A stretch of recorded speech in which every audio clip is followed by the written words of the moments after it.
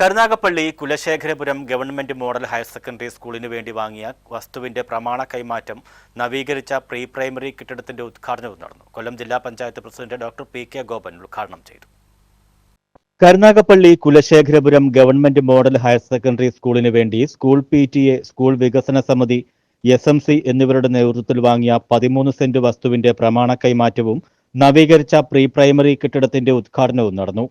കൊല്ലം ജില്ലാ panchayat president doctor P K. Gopan ഉദ്ഘാടനം ചെയ്തു. രണ്ട് കോളേജിലെ പരിപാടി കൊണ്ടെടുത്തു. അവിടെ അധ്യാപകരെ നോക്കിക്കഴിഞ്ഞാൽ എല്ലാവരും മിക്കവാറും വനിതകളായി മാറി.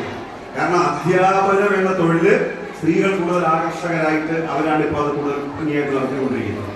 ഇപ്പൊ തിരുവനന്തപുരത്ത് നമ്മുടെ സ്കൂൾ ഫെസ്റ്റിവൽ നടക്കല്ലേ, നിങ്ങൾ അവിടെ ചെന്ന് നോക്കിയാൽ 16,000 പാർട്ടിസിപ്പൻസ് ഉണ്ട്. പക്ഷെ അവരെ അക്കമ്പനി ചെയ്യുന്ന 90% ടീച്ചേഴ്സാണ്. നന്നായിട്ടാണ് അവരിതെല്ലാം കൈകാര്യം ചെയ്യുന്നത്.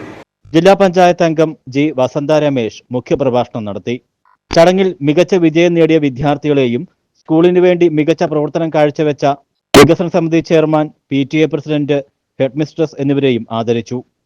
ത്രിതല പഞ്ചായത്ത് പ്രതിനിധികളായ അനിരുദ്ധൻ, സാവിത്രി PK, അയ്യപ്പൻ അരിമണ്ണൂർ, അനിൽകുമാർ, സുധാ K തുടങ്ങിയവർ പങ്കെടുത്തു. News bureau, Karunagappally.